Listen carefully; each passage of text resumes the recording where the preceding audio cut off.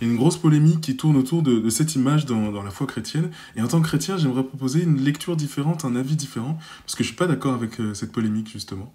Je veux même aller plus loin, et je pense même qu'il y a une leçon de l'évangile derrière cette image, alors que nous, on y voit un blasphème, on y voit plein de choses. Je pense qu'il y a une leçon de l'évangile, une leçon que Dieu peut nous donner à travers cette image. Donc voilà, ne commentez pas la vidéo avant d'avoir vu la vidéo jusqu'au bout. J'appelle vraiment votre intelligence dans les commentaires. Alors pour rappeler les faits, beaucoup de chrétiens ont été offensés par cette scène-là, parce que c'est la Sainte Seine, c'est-à-dire le dernier repas de Jésus avec les apôtres, qui est représenté par des drag queens, etc., et sous des habits qu'on peut juger de trop sexuels, etc., etc. Je pense que ce tableau est là pour nous rappeler, et cette image est là pour nous rappeler, que le Christ appartient à tout le monde, et que le Christ peut surgir de n'importe quelle personne. Il faut se rappeler qu'à l'époque, les apôtres faisaient déjà polémique et faisaient énormément polémique parce que dedans il y avait, alors pas dans les apôtres, mais il y avait Marie-Madeleine, une prostituée, il y avait l'apôtre Pierre, des pauvres, plein de personnes qui étaient complètement désavouées par les autorités religieuses de l'époque. J'ai plus le verset, j'essaierai de vous remettre juste ici, mais on se rappelle du repas où Jésus mange avec ces personnes-là, et t'as des pharisiens qui arrivent en disant « Pourquoi tu manges avec eux tu devrais pas, c'est des pécheurs, machin, etc. » Dieu a lui-même appelé des pécheurs pour fonder son Église. Je pense que c'est important de s'en rappeler.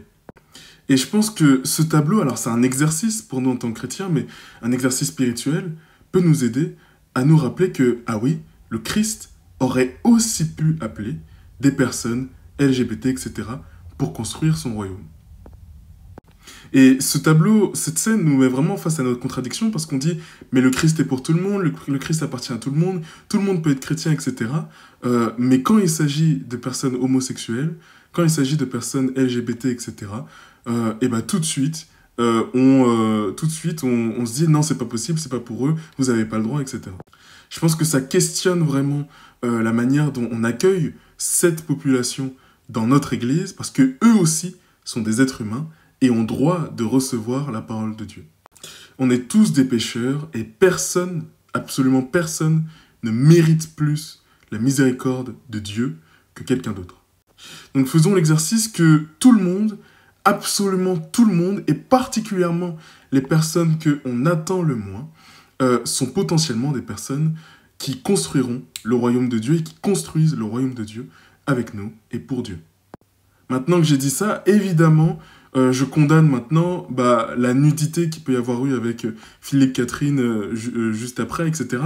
Je condamne peut-être l'excès de nudité, ce genre de choses. Mais j'appelle vraiment ma vidéo sur ce point, sur les personnes LGBT et homosexuelles. Évidemment que je condamne l'excès de nudité, l'excès de sexualisation des choses, des corps, etc. Ça, je le condamne évidemment. Et moi, ma vidéo n'est pas là pour légitimer toutes ces choses. Elle n'est pas là pour légitimer le manque de chasteté, de respect du corps, de dignité du corps, qu'on retrouve dans la parole, qui est nécessaire et que j'essaye de combattre dans ma vie de tous les jours. Mais voilà, ma vidéo, et j'insiste encore, appelle vraiment à ce point précis. Faisons cet exercice spirituel de nous rappeler que, en fait, le Christ aurait pu appeler aussi des drag queens, aurait pu appeler des personnes LGBT pour construire son Église. Questionnons tous ensemble notre manière d'accueillir ces personnes, et encore une fois, sans légitimer l'homosexualité, mais en se concentrant sur l'homosexuel, la personne. Concentrons-nous sur comment est-ce qu'on accueille ces personnes. Si ça se trouve, par notre réaction, on a blessé des personnes homosexuelles qui étaient en train de cheminer, qui veulent construire une relation avec le Christ, mais qui, face à cette réaction, se disent « Ah, l'Église d'aujourd'hui, les gens qui composent l'Église d'aujourd'hui, n'est pas prête à m'accueillir. » Si ça se trouve, par notre réaction, on a empêché des personnes de rejoindre le Christ. Si ça se trouve, en se repliant encore sur nous-mêmes, on a empêché à des jeunes de même peut-être de 18 ans qui se posaient juste des questions à s'intéresser à la foi chrétienne. Je ne légitime rien du tout, j'appelle à votre intelligence, à l'Esprit Saint sur vous, pour vous aider à comprendre mon propos. Faites cet exercice spirituel de vous dire, tiens, potentiellement, le Christ aurait pu appeler cette personne-là à sa suite pour construire l'Église.